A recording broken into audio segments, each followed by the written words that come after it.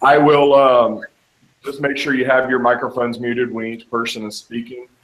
The order, did you hear the order? It's going to be myself, Sarah, Jessica, you, and Nisreen.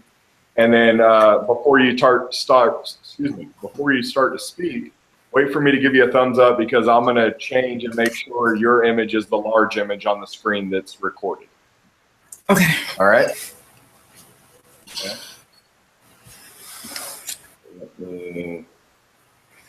All right, so we have everyone going.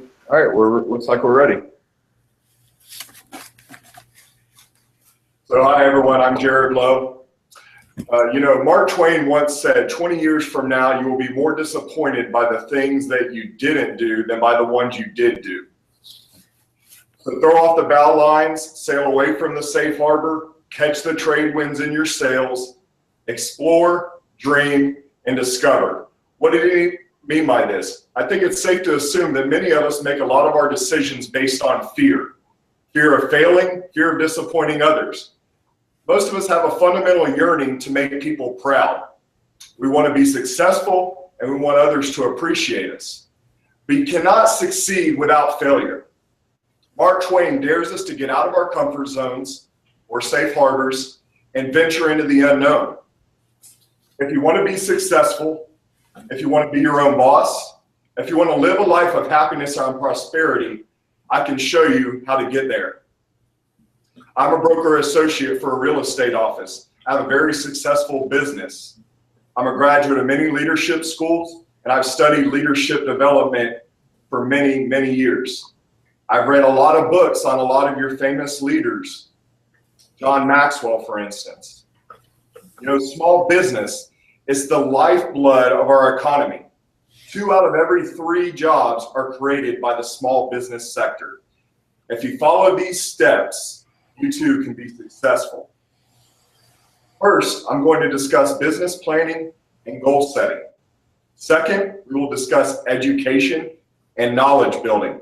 And finally, in my opinion, the most important, I will explain why my time is the most integral aspect of success. So we'll start with building a business plan and setting specific goals. There are many reasons that business plans and goals are vital to success. How do you create your future if you don't know what you want? What goals do you want to accomplish? Where do you want to be in 5 years, in 10 years, or even 20 years? A specific plan and goals help you not only figure out what you want, but how to measure your success on the way there. Now let's look at growth and funding, because those are both integral aspects of building and developing a business. One of the most difficult aspects of creating and building a business is funding and growth. Most small businesses don't have the startup capital or the additional funding they need to grow. This requires one of a few things. It requires either securing loans through major banks or even seeking investors. Either way, both the banks and the investors are going to want to know a few things. They want to know, why should we invest in your company or business? Is our investment safe or is it high risk? And what are our potential returns? What are we going to yield? A successful business plan should and will answer all of those questions. Okay, so we've started our new business. We have our investors. We're going to be richer than we could ever imagine, right? It's not quite that easy. You have to work for it, and you have to work very hard. The first step in that starts by seeking a greater knowledge, getting an education. That can mean an education at a higher learning institute, or that could be an education in your field. I'm sure we've all heard the old adage, the more you learn, the more you earn. It's very true in business. You want to learn as much as you can so that you can be that subject matter expert in your field. You want your customers to view you as being that subject matter expert so you can get those referrals and build your business. With the advancements in technology and the evolution in the digital world, there is far too much information and competition out there to just remain the status quo. You have to constantly change. You have to constantly evolve. You have to adapt and overcome. And more importantly, you have to impress. You have to impress your customers, both in the past and in the future. Anthony D'Angelo once said, develop a passion for learning. If you do, you will never cease to grow. Okay, so we've built our business. We have our plans in place. We have our investors. We've educated ourselves. We're those subject matter experts. We're the go-to people for our customers. And we're now working 90 hours a week and making tons of money. This is my dream come true. Or is it? Probably not is the answer for most of us. But what am I missing here? That third point I told you about earlier, my time. My time means just what it sounds like. It means time for myself and what matters most in my life. What is success without reason? Don't we need a reason or driving force to be successful? Whether that purpose is providing for a family or traveling and seeing the world, we have to take time for the people and things that matter most in our lives. This is accomplished very easily. It starts with your monthly calendar. When you sit down each month and start creating that calendar for what you're going to do in the month ahead, you got to put you first, your priorities first. Sure, sometimes things can and will change, but that must be your first priority, that my time. So I've gone over 3 things for you today. I've gone over business planning and goal setting. I've gone over education and knowledge. My time. As I told you before, small business is the lifeblood of our economy. And if you follow these steps I just discussed, you too can be successful. I'll leave you with one final quote. It's actually from Representative Paul Ryan, and he recently said this. He said, behind every small business, there's a story worth knowing. All the corner shops in our towns and cities, the restaurants, the cleaners, the gyms, the hair salons, and the hardware stores. These didn't come out of nowhere. So, what is your story going to be?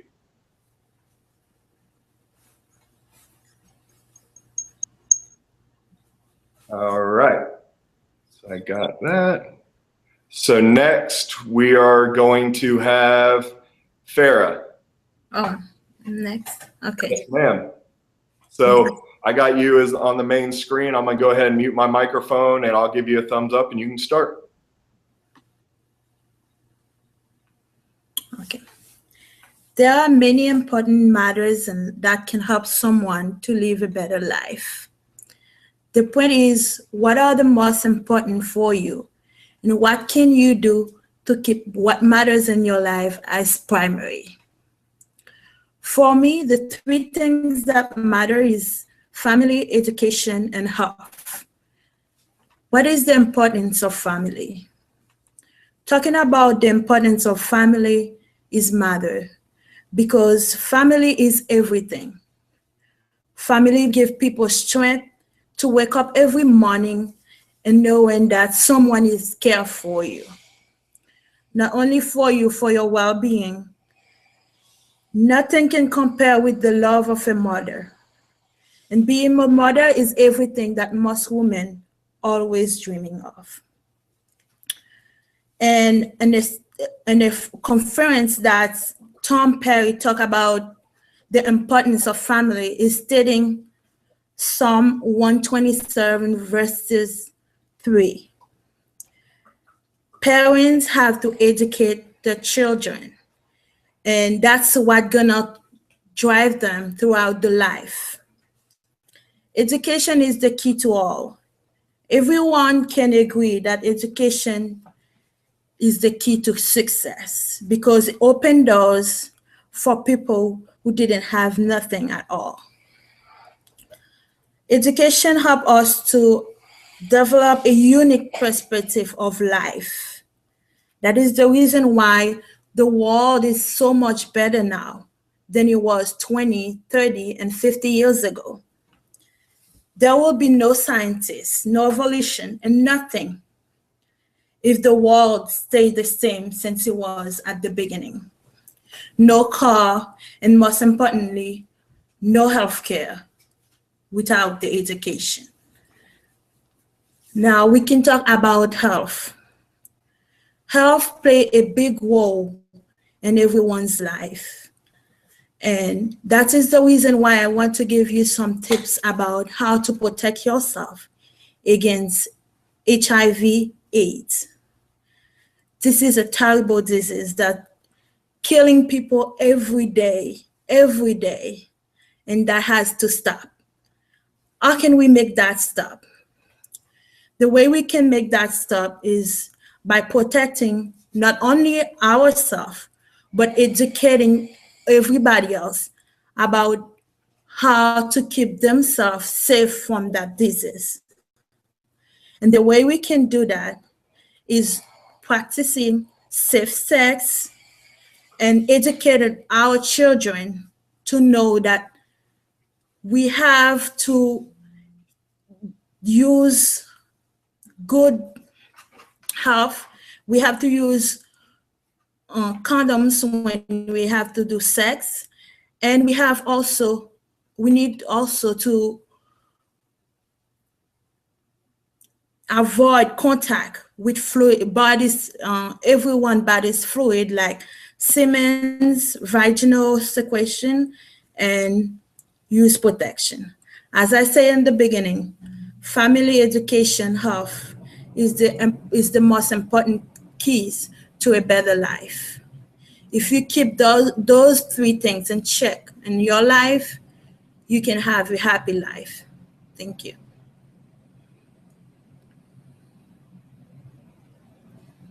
All right, thank you, Farah. If you'll go ahead and mute your microphone.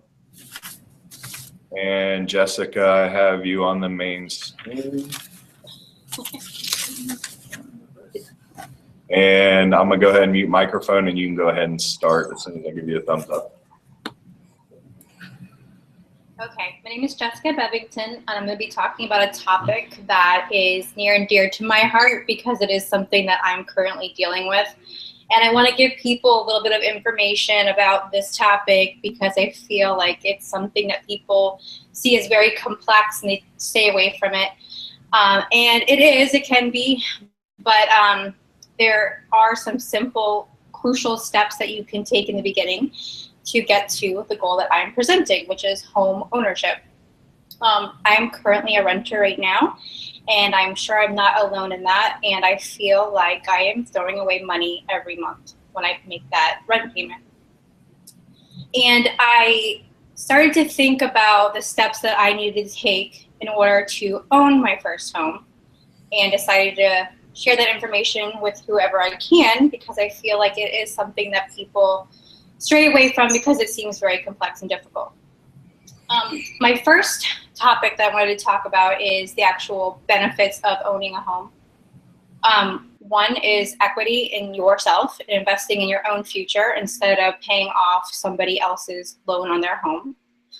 Second, it is your home now. You can do what you want to it. You can invest in your home even more and upgrade your home and do the things that you would like to do to your home and be happy where you are instead of feeling like I'm living in someone else's dream home.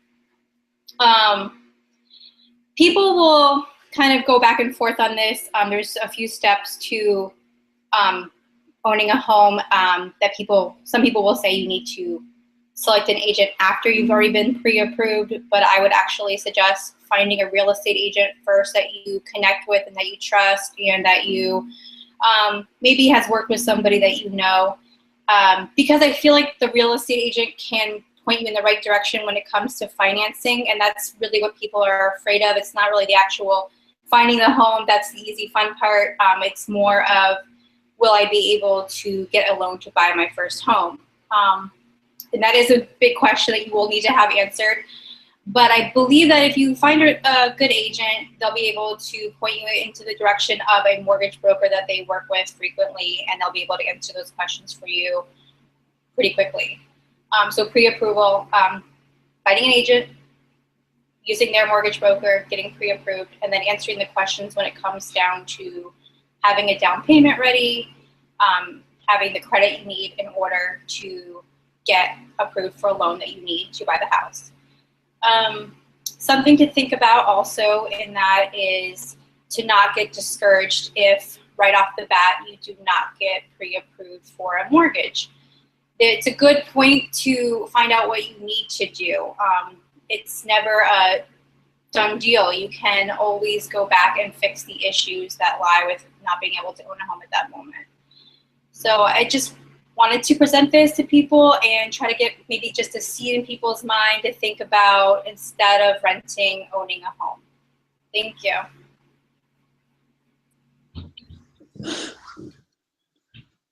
Thank you, Jessica.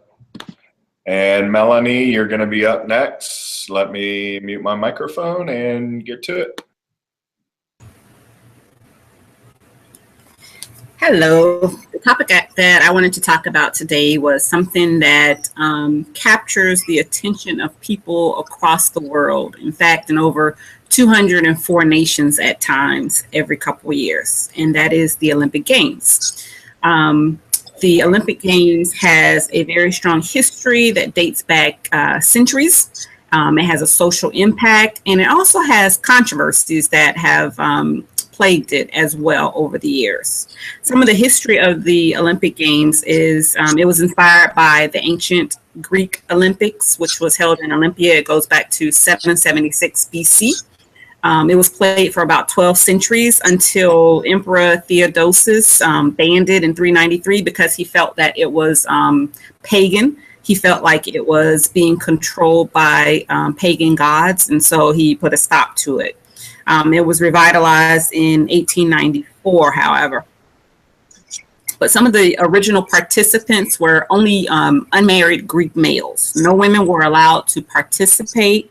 Married women were not allowed to even attend the games because some of the games actually took place while the males were nude, and so they could not be there. Unmarried women were able to actually attend, but they couldn't participate as well. Some of the social impacts that the Olympic Games have had, the International Olympic Committee president stated that it was a great way to promote health across all cultures and also prevent disease and teach behaviors that would help people to grow within their communities. There's about 56 sports that are involved in the Winter Olympics. And with that, it allows women as well as men to participate, which help gender equality as well. So that's another social impact. Women aren't allowed to participate. In fact, the presence of women has increased over the last 20 years. I thought it was very interesting that women were actually allowed to participate in Olympic Games 20 years before they could even vote. And so now there's about 40% of the participants in the Olympics that are women, with the goal being in 2020 to actually increase that to an equal amount, 50-50. And also in leadership positions within the International Olympic Committee, the goal is to increase it as well. Right now, there's about 26% women that are involved in sports leadership and about 20% that are on the executive boards. It also has a racial and a cultural impact as well, because in the summer games, there's over 204 nations that are actually participating, whereas in the winter games, there's about 88. So it really helps to involve people across racial and cultural bounds. Even though it does have very strong social impacts, it also has a lot of controversies that are plaguing the Olympics over the times that they've been going on. Some of the controversies are racial. There's been drugs. There's been terrorism. As far as racial, one incident that comes to my mind was with Jesse Owens back in 1936 in the Summer Olympics. Even though he had won 4 gold medals, he was racially targeted because of just who he was. There was also anti-Japanese tweets that have been recently sent out after the U.S. defended the Japan team in soccer for 4 years. So that led to a lot of controversy. Also in the drugs area, Marion Jones with her steroids. There were Austrian skiers who were actually banned from the Winter Olympics because they were doing blood transfusion doping. And then, most sadly, in my eyes, is the terrorism that's been involved. There was the Munich massacre back in 1972 where 11 people were killed, plus 5 of the terrorists were killed. And then most recently, the Atlanta bombings, where 1 person was killed in Centennial Park in Atlanta. So the Olympics is seen by many people as just a sports involved event. Is actually something that crosses social boundaries. And so the next time that you look at the Olympic Games, think about the history of it, the social impact, and then also the controversies, and see just how it affects so many people across the world. Thank you. All right, thank you, Melanie. And Nisreen, you're up next. I got you ready. Let me mute my microphone and get going.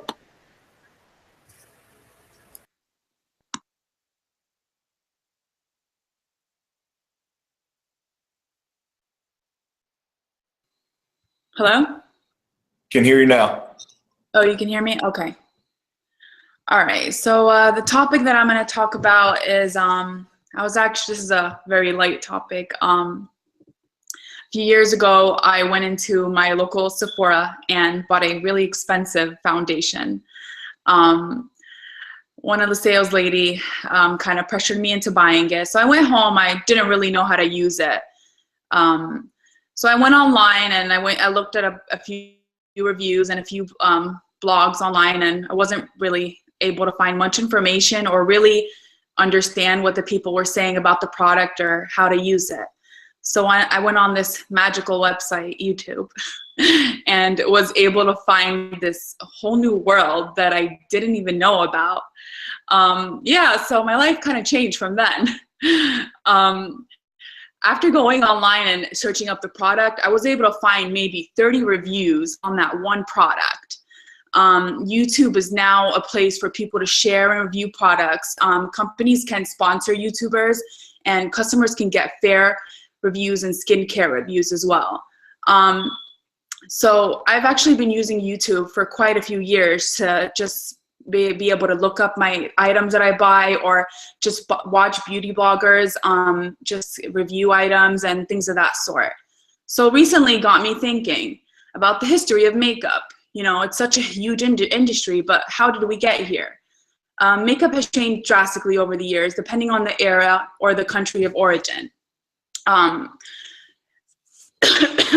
That inspired the makeup industry. Each era had its own makeup trends that eventually became trends in today's makeup industry.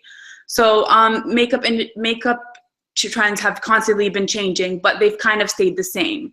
Women and men have been wearing makeup for many centuries. There have been dramatic changes over time. But the main things that people have been kind of striving for are sun protection, anti-aging, and skin tone. The earliest use of makeup was actually in the first dynasty of Egypt. The things that they used were green coal, black coal, white chalk. They used things such as white chalk, lemon juice, and rose water to whiten their complexion.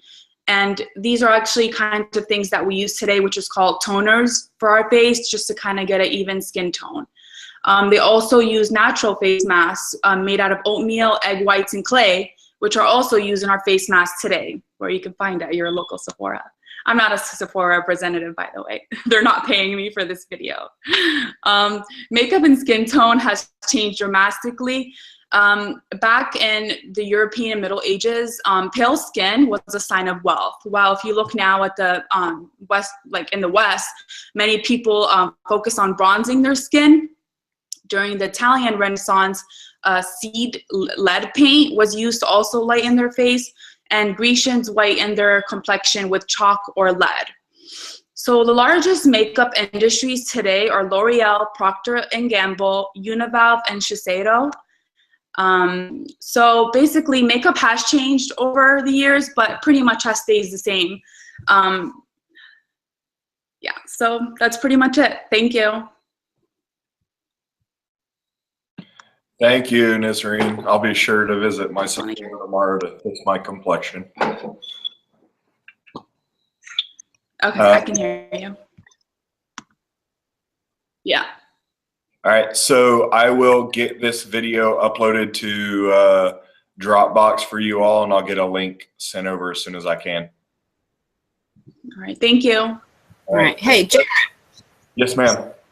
did we get, did you already talk about tomorrow meeting together?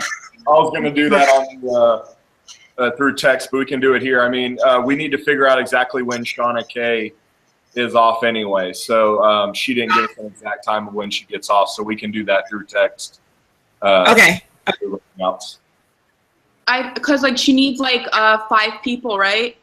There needs to be at least 4 of us. Oh, because I get off of work at 4, so I can join at 4:15 if she wants to wait. Okay.